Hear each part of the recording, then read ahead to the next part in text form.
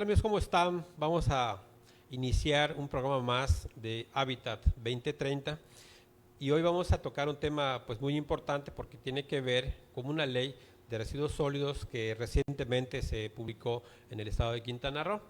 Y para hablar de esa ley, bueno, pues acá tenemos a un invitado muy especial, es el maestro Jorge Manuel Tello Chan. Jorge, ¿cómo estás? Mucho gusto. Bien. Bien. Y pues su servidor, él pertenece al Colegio de Ingenieros Civiles, su servidor pertenece al Colegio de Biólogos. Vamos a hacer una pequeña revisión, digo pequeña porque es improbable que en un programa de 30 minutos una ley de ciento y tantos artículos podamos desglosarlos cada uno con su impacto que eso implica. Lo que vamos a hacer es hacer algunos bosquejos de partes que creamos que sean fundamentales, a reserva de que en otros programas ataquemos algunos capítulos o artículos específicos de esta ley. Pero bueno, entonces, para empezar, pues le agradezco a Jorge que vengas por acá. Muchas gracias. Y bueno, pues vamos a platicar un poquito de esta ley. Le decía a Jorge hace un rato que debíamos hacer una pequeña contextualización de esta ley de residuos sólidos que es tan importante para nuestro estado.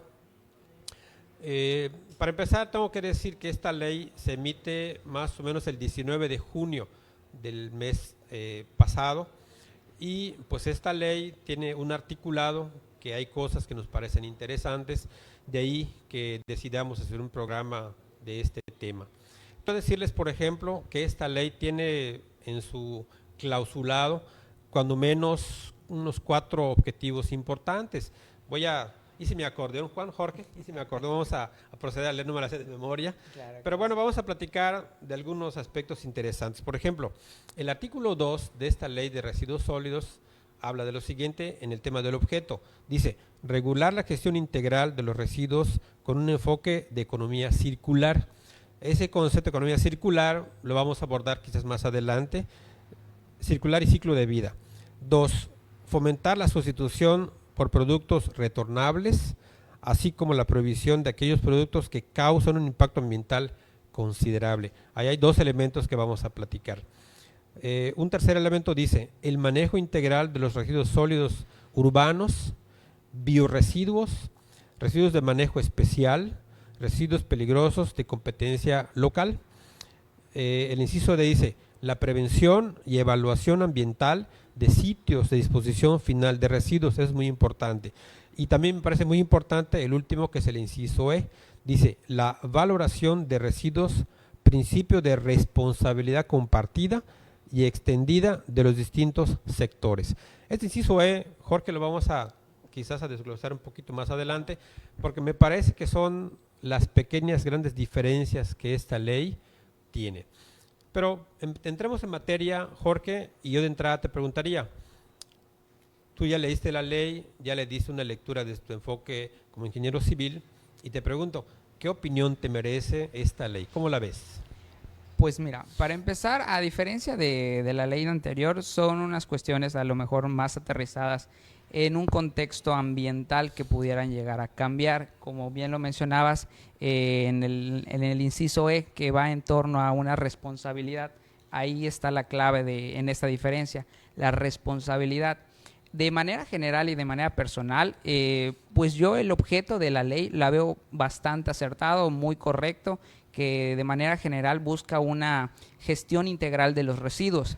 Sin embargo, el problema en la mayoría de las leyes suele ser como tal la aplicación, ya sea que a veces una ley es muy restrictiva, es muy cuadrada o solo se aboca a un sector en específico, lo cual de cierta manera aprieta a los otros sectores aledaños. En el caso de Quintana Roo, pues bien sabemos que no contamos con, bueno, Chetumal más en específico, no contamos con grandes industrias como en el norte, empresas, fábricas siderúrgicas, empresas grandes.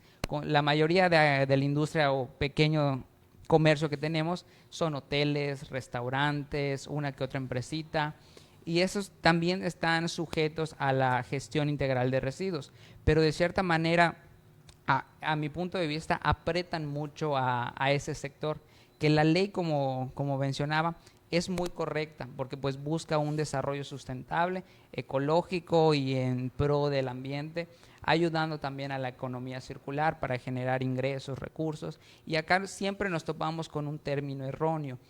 Todos cuando hablan de los residuos no lo conocen como residuo como tal, sino dicen la basura. La basura. O sea, ese es ahí un término bastante grave, ya cuando, sin tocar tecnicismos, pues es un término erróneo. O sea, la basura es lo último como tal que ya no tiene un valor.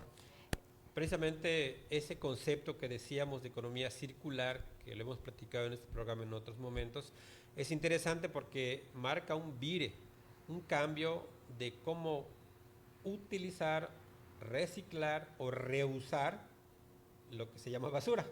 Pero bueno, rescato un comentario que hiciste hace un rato. Dijiste los sectores aledaños. Sectores aledaños sería el social, el público o el privado, que son como las empresas. Exactamente. Y en ese sentido, la palabra de responsabilidad extendida tiene una dimensión que sí quisiera que la platicáramos tantito, porque creo que eso también marca una diferencia interesante de la ley anterior con la ley actual. Pero para que esto también tenga sentido, déjame saqué mi acordeón otra vez para no dar un concepto que no es. Voy a referirles el concepto de responsabilidad extendida y luego platicamos qué dimensión tiene esto. Dice, responsabilidad extendida, principio a través del cual las personas físicas, como Jorge, como Carlitos que está en la producción, como servidor, o personas morales, que pueden ser empresas o instituciones, se encarguen de los artículos que fabrican en cada una de sus fases de vida, los recuperen, los reciclen y dispongan adecuadamente de ellos. Esas cuestiones de lo reciclen, lo usen o lo dispongan, yo creo que tiene una dimensión muy importante y puede tener impactos también importantes, sobre todo en las empresas. Claro. ¿Cómo lo ves tú? Pues desde mi perspectiva como tal, yo siento que le dan una gran responsabilidad a las empresas. Porque como tal, supón que tú eres una empresa, vendes si quieres refrescos o aguas, lo que quieras, y vendes tu agua o tu refresco con popote a un cliente. O sea, a ti como empresa vas a tener que hacer la labor de que cuando termine tu cliente, volver a recuperar ese vaso, volver a recuperar ese popote, volverlo a integrar a un sistema para generar la economía circular y tú hacerte cargo de esa reintegración al sistema como tal. Fíjate, pensemos, perdón que te interrumpí. No, Pensemos, por ejemplo, en una persona que vende desechables, sí, que en teoría ya no deben vender desechables, pero pon tú que eso va a ser gradual. El que vende desechables, que tengas que rescatar eso que ya vendiste, sí, tiene una implicación fuerte, ¿no? sí. No solo rescatarlo, reutilizarlo, reciclarlo y disponerlo en un lugar donde no afecte más. Dios de mi vida, ¿cómo lo ves? Pues bastante, o sea, el principio como tal pues es correcto porque yo soy responsable de lo que genero, pero acá pues nos vamos como que a un criterio que puede ser pro o en contra de las empresas. A veces yo no puedo hacerme de responsable de lo que mi cliente haga como tal con los residuos. Con ese material. O sea, aquí ya estamos visualizando a lo mejor en una visión, valga la redundancia, llegar a empresas transnacionales como Apple, Sony, inclusive Telcel, que pues tienen sus campañas de recolección de celulares, de laptops, de que una vez que ya salió el equipo de mi empresa, de mi fábrica, de mi planta, se lo da al cliente, termina su tiempo de vida útil, hay campañas de si lo regresas te damos descuentos en un equipo actualizado o renueva tu equipo. Por ejemplo, hace tiempo habían campañas de cambia tu viejo por uno nuevo.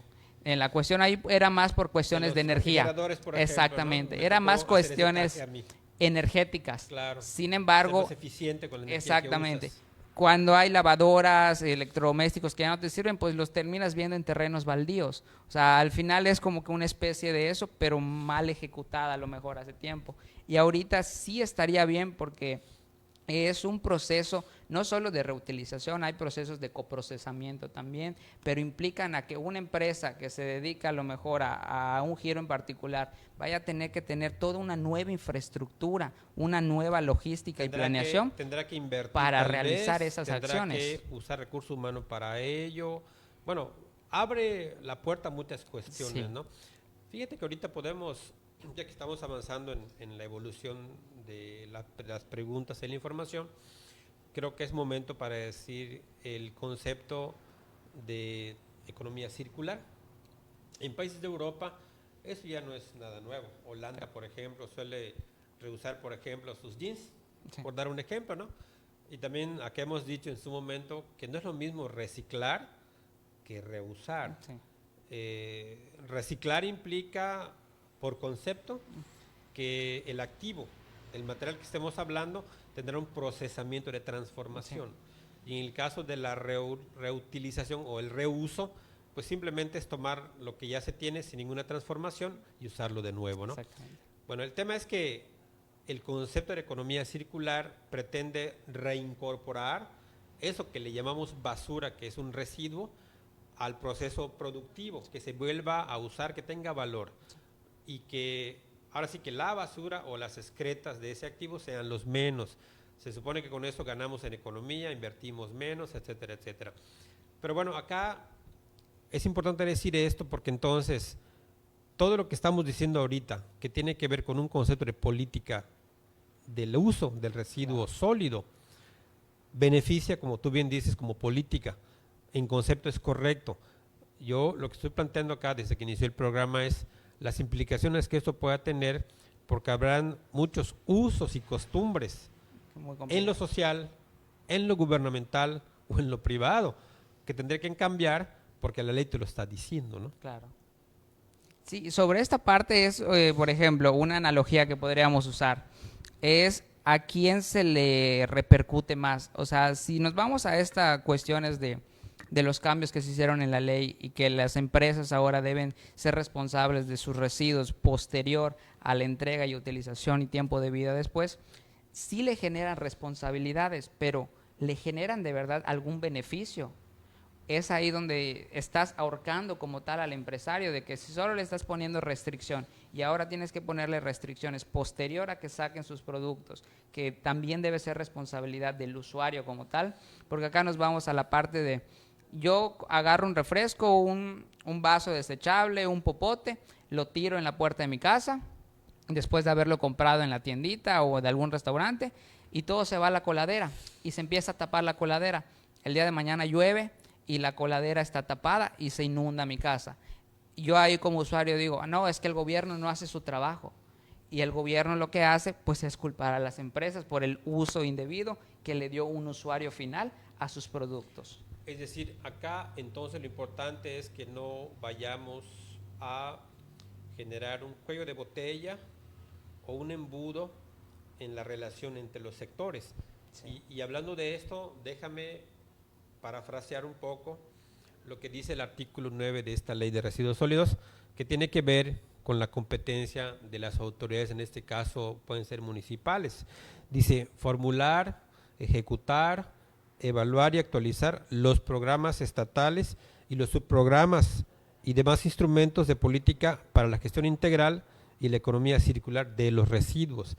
Si nos acotamos a estos verbos y qué significan, pareciera, como tú bien dices, que aquí se está diciendo, bueno, desde la parte pública se hará una revisión de los papeles, los documentos, y los demás, pues ahí lo harán los otros sectores, ¿no?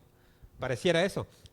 Pues a mi criterio sí, porque pues las autoridades al final son las encargadas de evaluar como tal y emitir un resolutivo, meramente tú como empresa pagando, valga la redundancia, un pago de derechos. ¿Qué es lo que pasa? Acá en el estado de Quintana Roo, en temas de normativa ambiental en torno a residuos, somos de los estados que más caro cobran en términos ambientales, llámese manifestaciones, pagos de derechos de residuos, planes de manejo, cédulas de operación, y es a donde vamos. O sea, a la empresa se le empieza a generar demasiado, o se le empieza a cargar más la mano, y al final o me voy a dedicar a pagar o dedicarme a ver el control de que mis clientes no hagan mal uso de mis productos, porque luego si se generan residuos pero llevan mi logo de la empresa o algo, a quienes van a recriminar como gobierno va a ser a mí. Claro. Bien, déjame ver cómo estamos en tiempo. No sé si por allá llevamos ahí un... Sí, nos dicen por allá en la producción que vamos a irnos a un pequeño corte, nada más me indican ustedes cuándo. Pero mientras te hago una pregunta y me las puedes responder después Claro del que sí. corte, Jorge. Ya hablamos de los sectores que hay, social, público y en este caso privado o empresarial.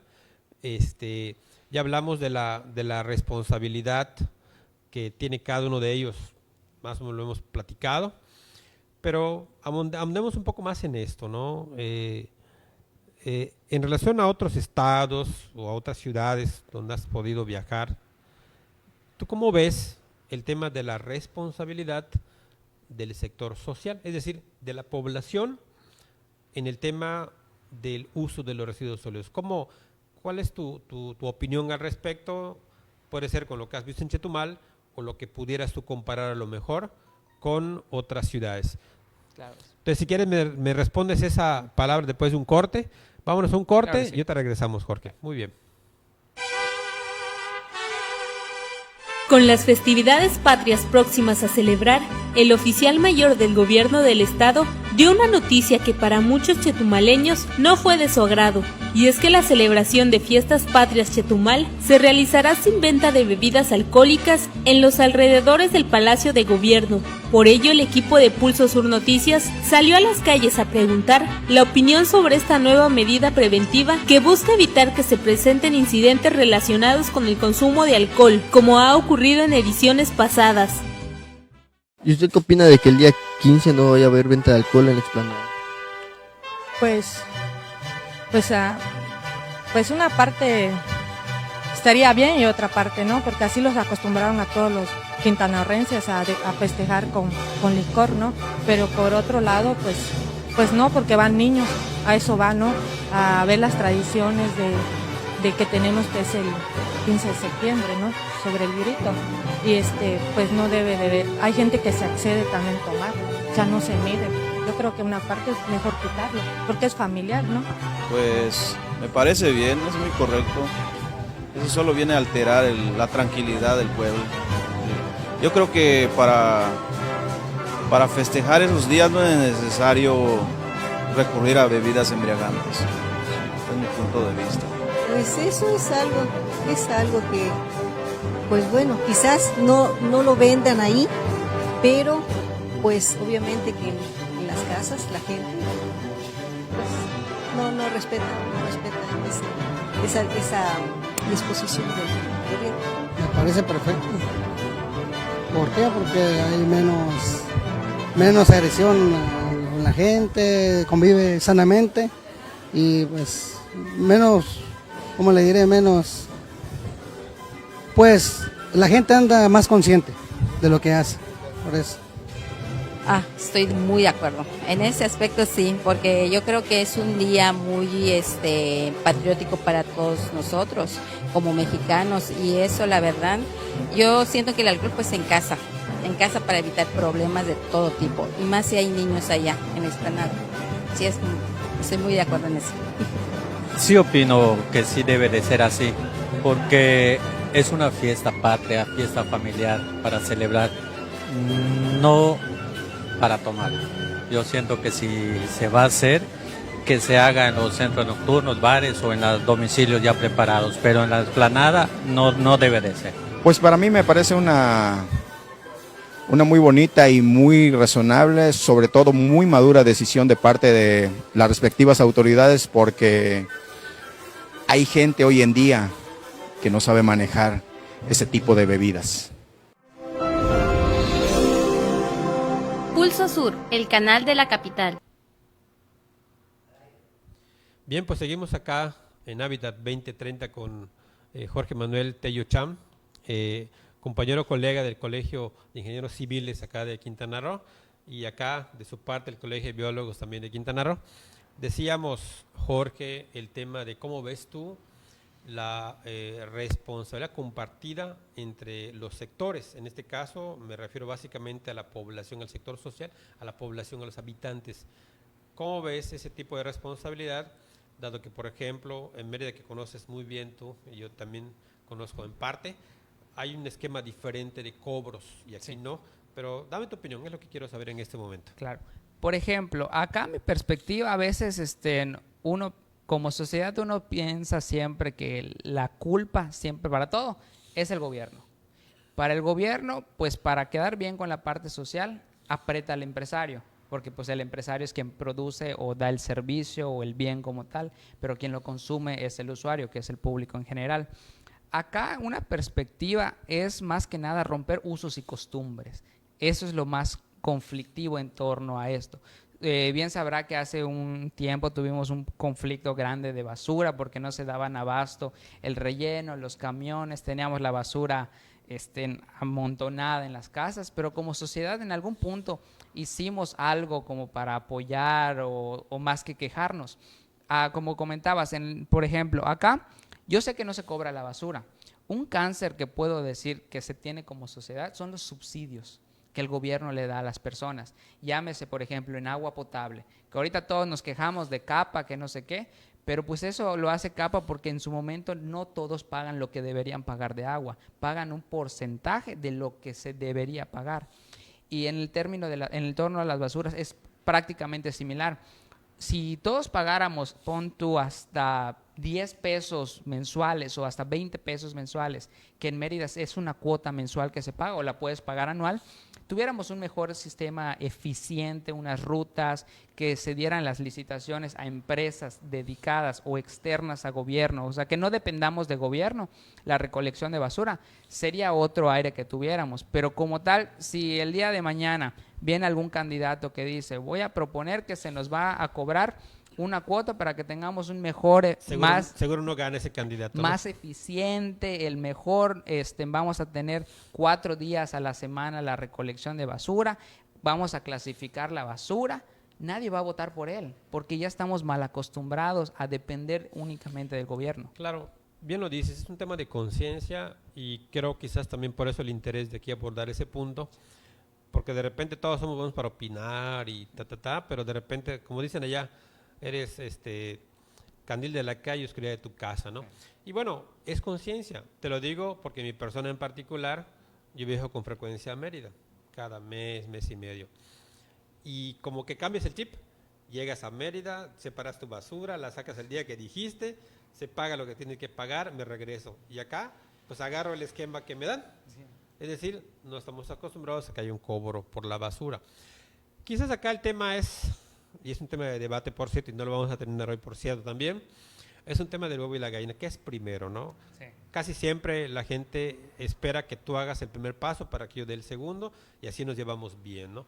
A lo mejor es un tema de eso, pero bueno, dejemos que esta ley que se emite hace unas semanas prácticamente se empiece a conocer, se empiece a dialogar, se empiece a desglosar, se empiece a opinar sobre ella. Y estoy confiado de que la conciencia social y las opiniones con gente que sabe del tema nos lleven hacia una sociedad más responsable en este asunto. Bien, vamos a pasar a otra pregunta, Jorge. Como se dijo en su momento, tú provienes de los ingenieros civiles. Tengo entendido que los ingenieros civiles eventualmente tienen por allá una pequeña propuesta para el manejo de los residuos sólidos.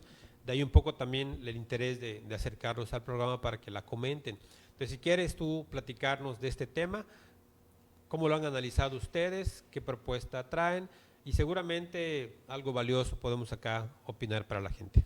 Claro, como tal en la parte profesional y técnica, más que decir son ingenieros civiles, van a construir un bote de basura en cada casa o algo por el estilo, es romper primero ese paradigma que tenemos como sociedad de estar esperanzados, uno, a que todos nos lo hagan.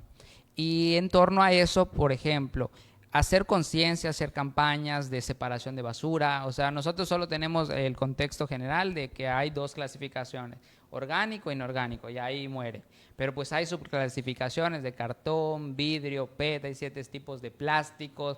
O sea, a lo mejor no llegar a un esquema, a lo mejor como otros países o cosas por el estilo, pero pues si ni siquiera la dividimos en 2, o sea, no podemos esperar muchas cosas. Dentro de las propuestas que valga la redundancia, se proponen por parte del colegio, es esquematizar o hacer un plan de gestión de residuos social, más que nada de parte del sector social, en el cual supongamos que tenemos residuos composteables, residuos textiles, residuos pétreos, inclusive de ciertas empresas, o escombro que a veces ves que nosotros sacamos residuos de jardinería y lo dejamos todo almacenado, y como tal no es responsabilidad de municipio, nosotros tenemos que hacernos responsables, pero pues le pagamos al de la basura para que se lo lleve o que se lleve el escombro, y ahí empezamos a fomentar otro tipo de actividades.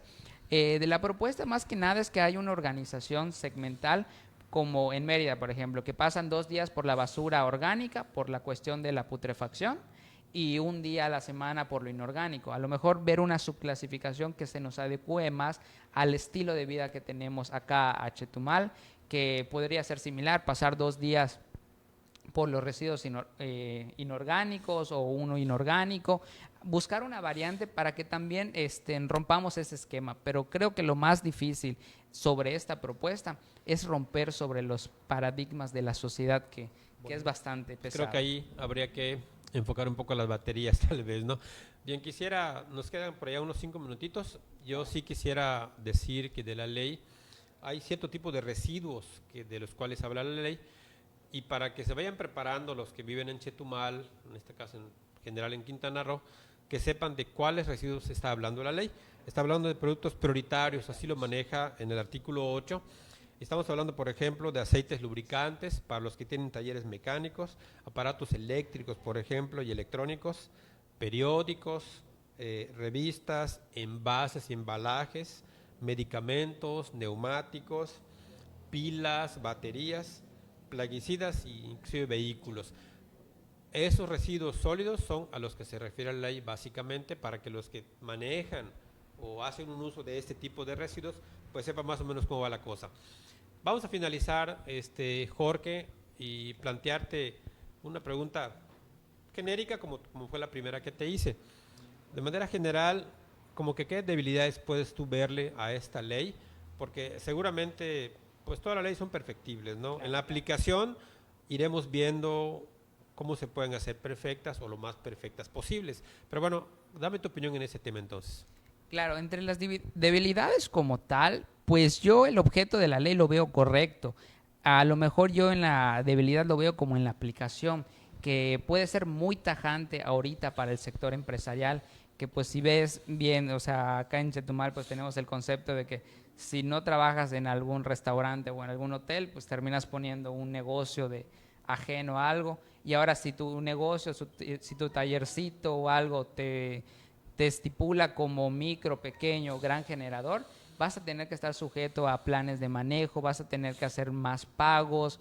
¿Y dónde vamos a empezar a quedar en la parte del sector empresarial?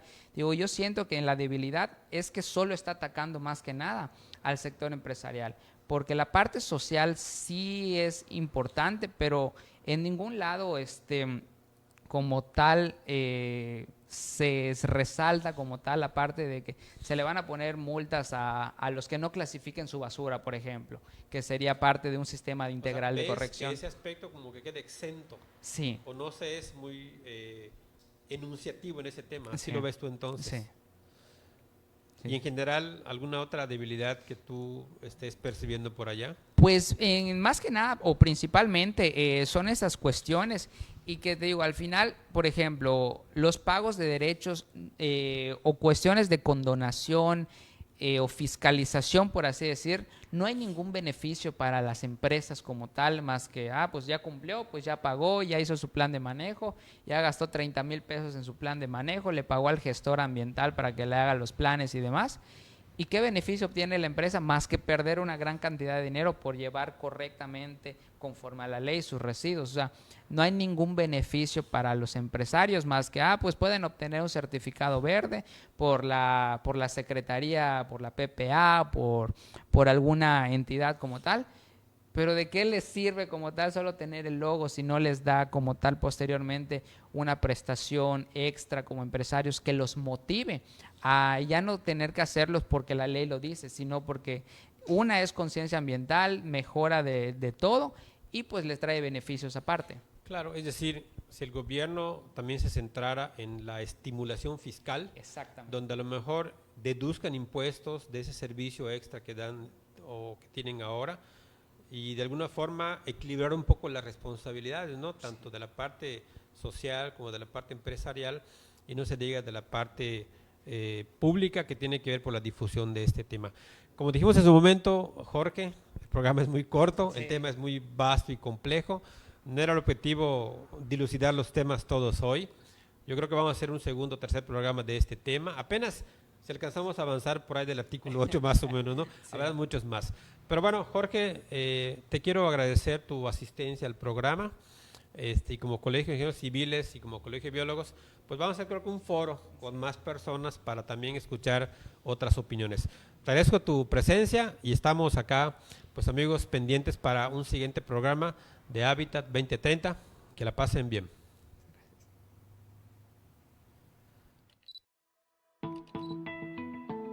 Esta es una producción de Covadonga Medios para Pulso Sur.